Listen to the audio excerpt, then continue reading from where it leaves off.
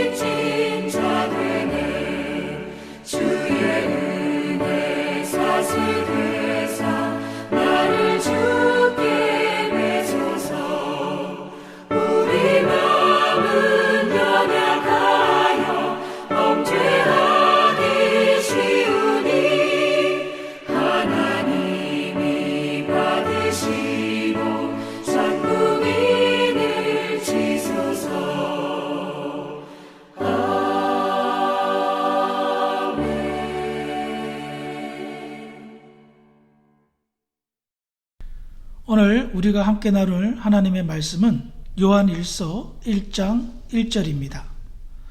태초부터 있는 생명의 말씀에 관하여는 우리가 들은 바요, 눈으로 본 바요, 자세히 보고 우리의 손으로 만진 바라. 아멘.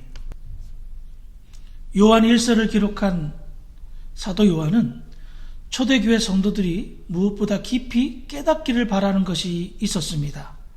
그것은 시작입니다. 그래서 그는 우리의 시작, 그리스도인들의 시작이 어디서부터인지를 늘 강조하고 그것을 알리는데 최선을 다했습니다. 그와 같은 사실을 오늘 본문에서도 알 수 있는데요. 사도 요한은 믿음을 가진 그리스도인들의 시작을 태초라고 가르치고 있습니다. 태초부터 있는 생명의 말씀에 관하여는 성경 66권 중에 태초라는 용어로 시작되는 책은 창세기와 요한복음 그리고 본서인 요한일서뿐입니다. 그런데 창세기의 태초와 요한복음, 요한일서의 태초는 그 의미가 좀 다릅니다. 창세기의 태초는 아시다시피 천지 창조의 시작을 말합니다. 그러기에 창세기의 태초는 시간의 시작을 알림과 동시에 온 우주의 시작을 알리고 있습니다. 하지만 요한복음이나 요한일서의 태초는 천지 창조의 태초와는 구분이 됩니다. 요한일서에서 말하는 태초는 창조 이전을 말하고 있습니다. 사도 요한은 창조 이전의 태초와 그 태초부터 계신 하나님에 관해 이야기를 하며 그 하나님을 생명의 말씀이라 칭하며 표현하고 있습니다. 사실 여기에서 표현된 태초란 하나님의 존재를 올바르게 설명하지는 못합니다. 왜냐하면 태초라는 단어 자체가 시간을 의미하기 때문입니다. 하지만 하나님께서는 아시다시피 시간에 얽매이지 않는 초자연적인 존재이십니다. 그렇기 때문에 하나님께서는 우리에게만 적용되는 그 시작이 없으십니다.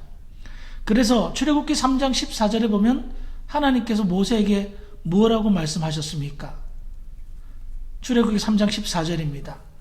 하나님이 모세에게 이르시되 나는 스스로 있는 자이니라. 또한 이르시되 너는 이스라엘 자손에게 이같이 이르기를 스스로 있는 자가 나를 너희에게 보내셨다 하라. 그래요. 하나님께서는 모세에게 그리고 이스라엘 백성들에게 스스로 있는 자라고 소개하셨습니다. 그러므로 우리 하나님께서는 그 어떤 작용에 의해서 존재된 분도 아니고 그 어떤 생물학적 반응으로 만들어지신 분도 아닙니다. 하나님께서는 말 그대로 스스로 계신 분이십니다. 그렇기 때문에 사도 요한이 태초라는 단어를 사용하여 창조 이전부터 그 시작을 알 수는 없으나 존재하고 계신 분이 있다는 것을 가르치고 있으며 그분의 존재를 깨닫고 인식함으로 말미암아 우리의 시작이 어디에 근원을 두고 있는지를 알리고자 한 것입니다. 사도 요한이 이렇게 그리스도인의 시작을 창세전 태초부터 시작되었다는 것을 알리는 궁극적인 이유는 무엇일까요? 그것은 그리스도인들은 완전한 계획에 의해 완전하게 세워진 놀라운 존재임을 암시하고 있습니다. 이렇게 사도 요한은 그리스도인들의 시작을 창세 이전의 태초부터 기획된 것임을 알리며 더 나아가 시작을 알 수 없는 시간을 초월한 존재를 생명의 말씀이라 표현하고 있습니다. 생명의 말씀. 이 생명의 말씀을 결론부터 말한다면 우리의 구원자 예수 그리스도이십니다. 그런데 왜 사도 요한은 예수님을 생명의 말씀이라 표현하고 증거할까요? 생명의 말씀이 그리스도인들의 시작이며 지금껏 함께 하셨다는 것을 강조하기 위해서입니다. 무엇보다 생명은 존재의 본질입니다. 그런데 이 존재의 본질을 사도 요한은 예수님과 동일시하였습니다. 그렇습니다. 예수님은 만물의 근원이시며 그 만물에게 생명력을 주신 말씀 그 자체이셨기 때문입니다. 그래서 사도 요한은 예수님을 말씀, 생명의 말씀이라 말하는 것입니다.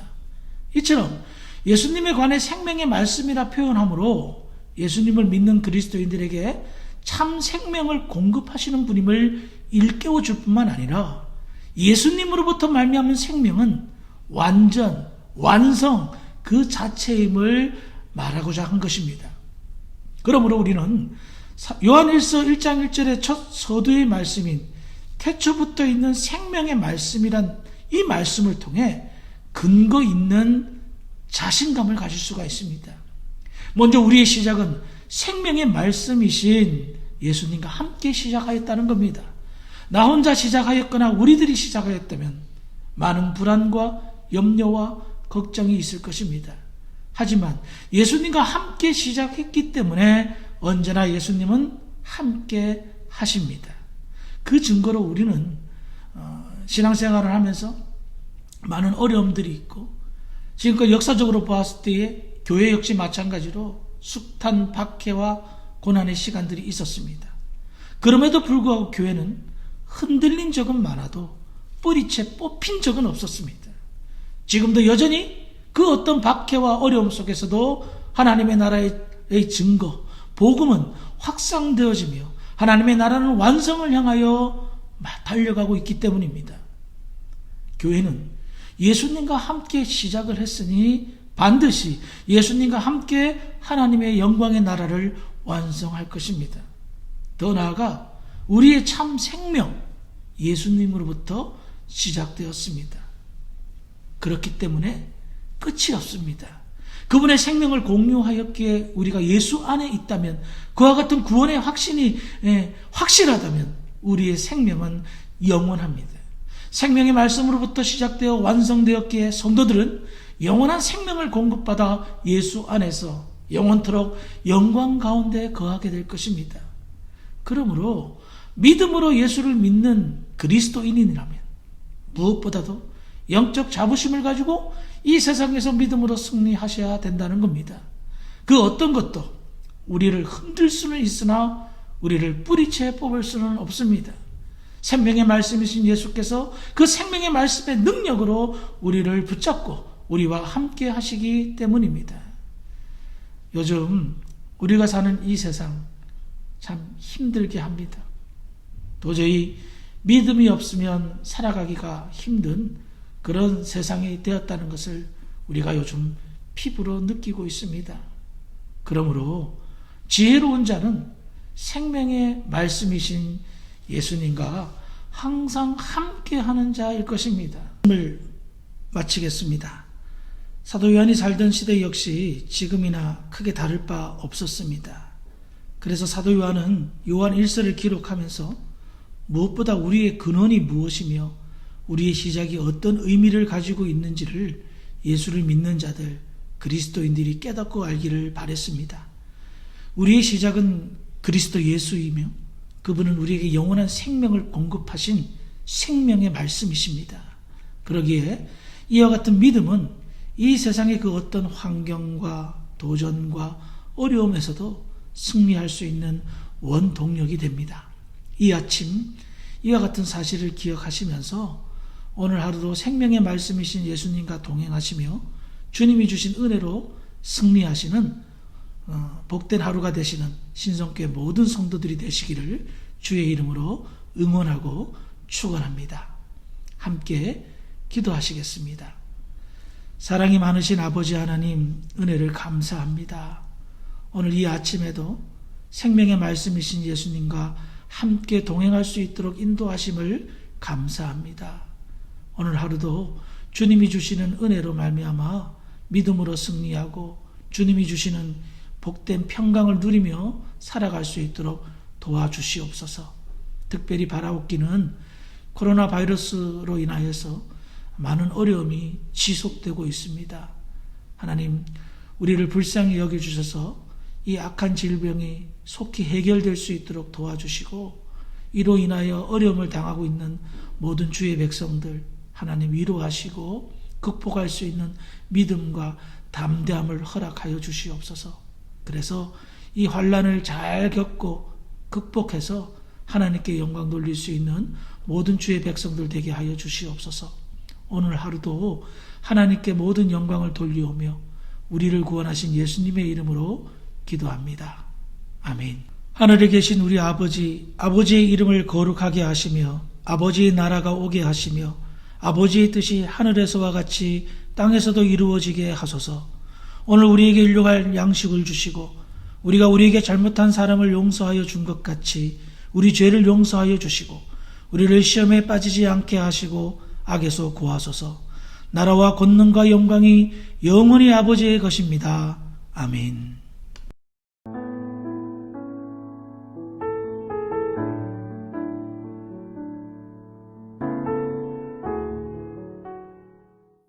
(21장) 여호사밧이 그의 조상들과 함께 누움에 그의 조상들과 함께 다윗성에 장사되고 그의 아들 여호람이 대신하여 왕이 되니라.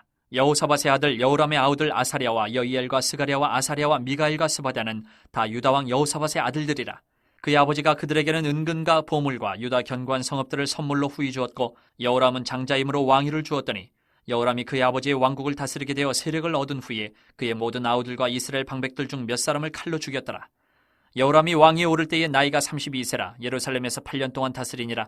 그가 이스라엘 왕들의 길로 행하여 아합의 집과 같이 하였으니 이는 아합의 딸이 그의 아내가 되었음이라. 그가 여호와 보시기에 악을 행하였으나 여호와께서 다윗의 집을 멸하기를 즐겨하지 아니하셨음은 이전에 다윗과 더불어 언약을 세우시고 또 다윗과 그의 자손에게 항상 등불을 주겠다고 말씀하셨습니다. 여호람 때에 에돔이 배반하여 유다의 지배하에서 벗어나 자기 위에 왕을 세우므로 여호람이 지휘관들과 모든 병거를 거느리고 출정하였더니 밤에 일어나서 자기를 에워싼 에돔 사람과 그 병거의 지휘관들을 쳤더라.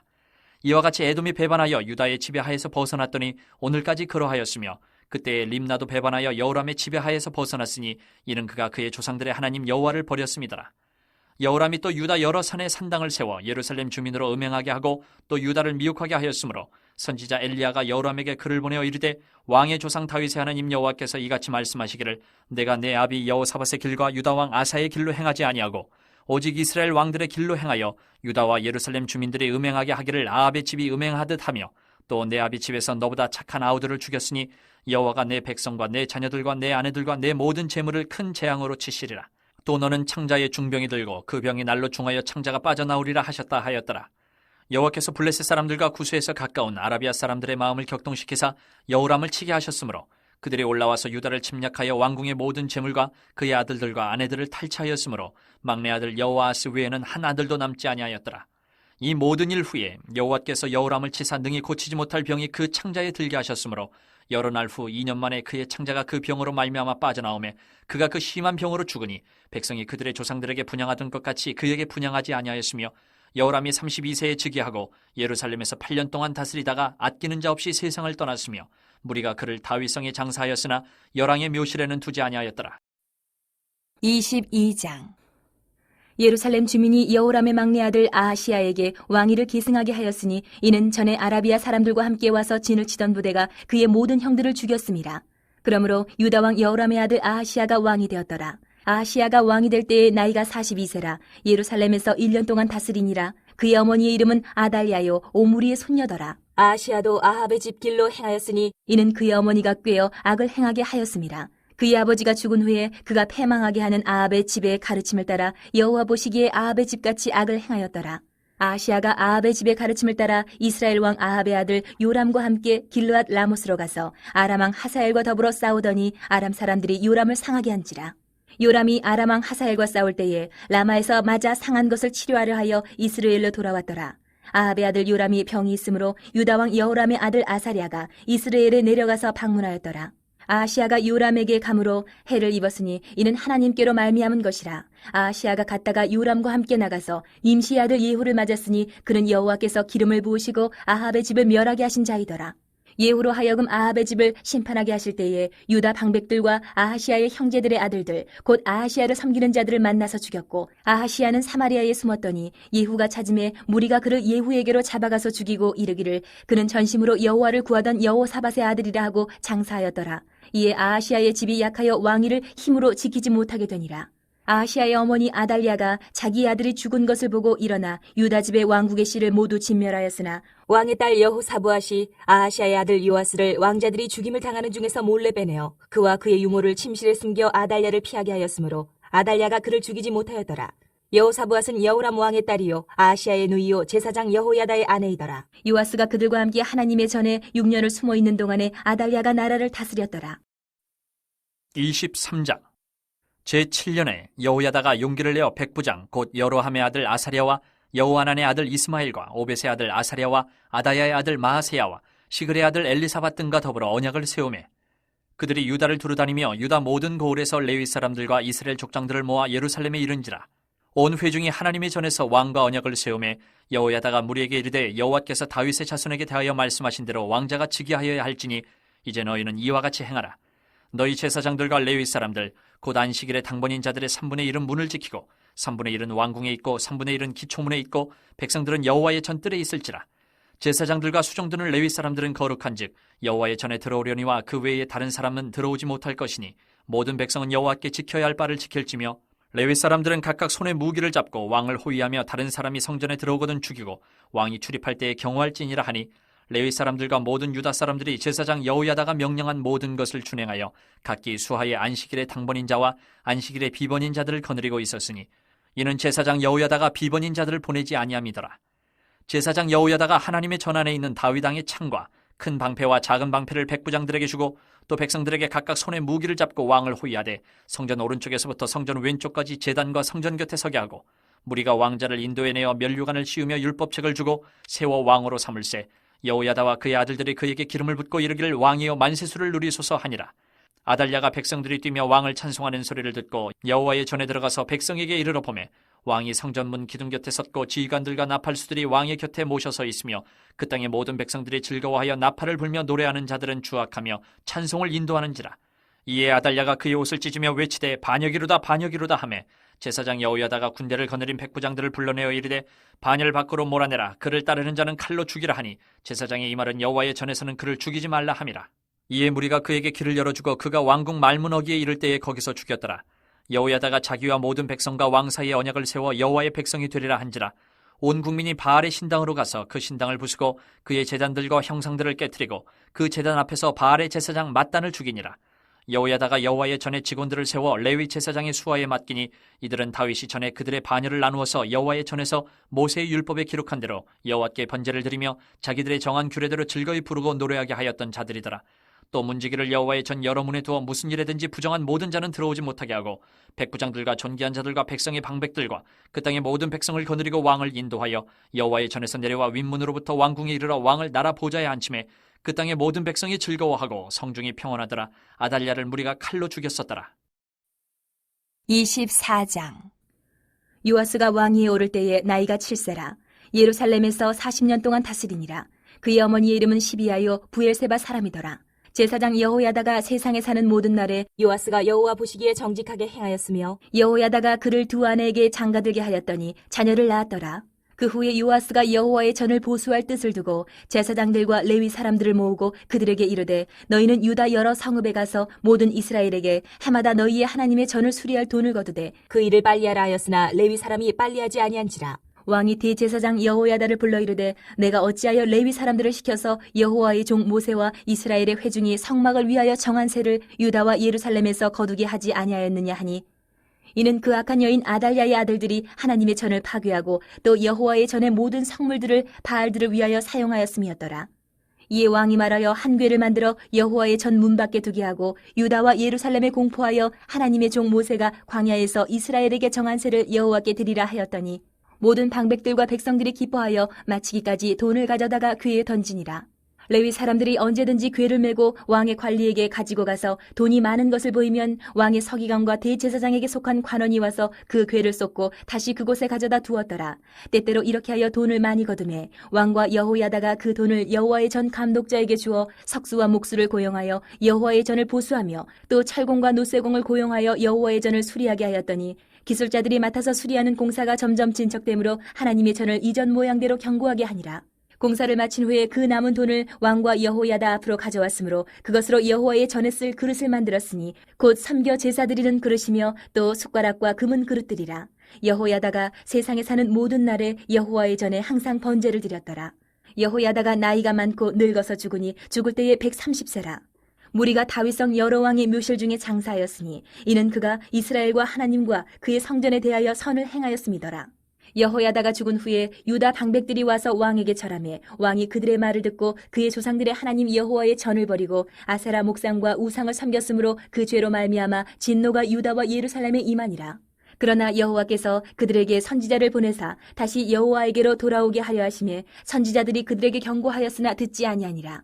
이에 하나님의 영이 제사장 여호야다의 아들 스가랴를 감동시키심에 그가 백성 앞에 높이 서서 그들에게 이르되 하나님이 이같이 말씀하시기를 너희가 어찌하여 여호와의 명령을 거역하여 스스로 형통하지 못하게 하느냐 하셨나니 너희가 여호와를 버렸으므로 여호와께서도 너희를 버리셨느니라 하나 무리가 함께 꾀하고 왕의 명령을 따라 그를 여호와의 전 뜰 안에서 돌로 쳐 죽였더라. 요아스 왕이 이와 같이 스가랴의 아버지 여호야다가 베푼 은혜를 기억하지 아니하고 그의 아들을 죽이니 그가 죽을 때에 이르되 여호와는 감찰하시고 신원하여 주옵소서 하니라. 1주년 말에 아람 군대가 요아스를 치려고 올라와서 유다와 예루살렘에 이르러 백성 중에서 모든 방백들을 다 죽이고 노략한 물건을 다메섹 왕에게로 보내니라. 아람 군대가 적은 무리로 왔으나 여호와께서 심히 큰 군대를 그들의 손에 넘기셨으니 이는 유다 사람들이 그들의 조상들의 하나님 여호와를 버렸음이라. 이와 같이 아람 사람들이 요아스를 징벌하였더라. 요아스가 크게 부상하며 적군이 그를 버리고 간 후에 그의 신하들이 제사장 여호야다의 아들들의 피로 말미암아 반역하여 그를 그의 침상에서 쳐 죽인지라. 다윗성에 장사하였으나 왕들의 묘시대는 장사하지 아니하였더라. 반역한 자들은 암몬 여인 시므아세 아들 사밧과 모압 여인 시므리세 아들 여호사밧이더라. 요아스의 아들들의 사적과 요아스가 중대한 경책을 받은 것과 하나님의 전을 보수한 사적은 다 열왕기 주석에 기록되니라. 그의 아들 아마샤가 대신하여 왕이 되니라.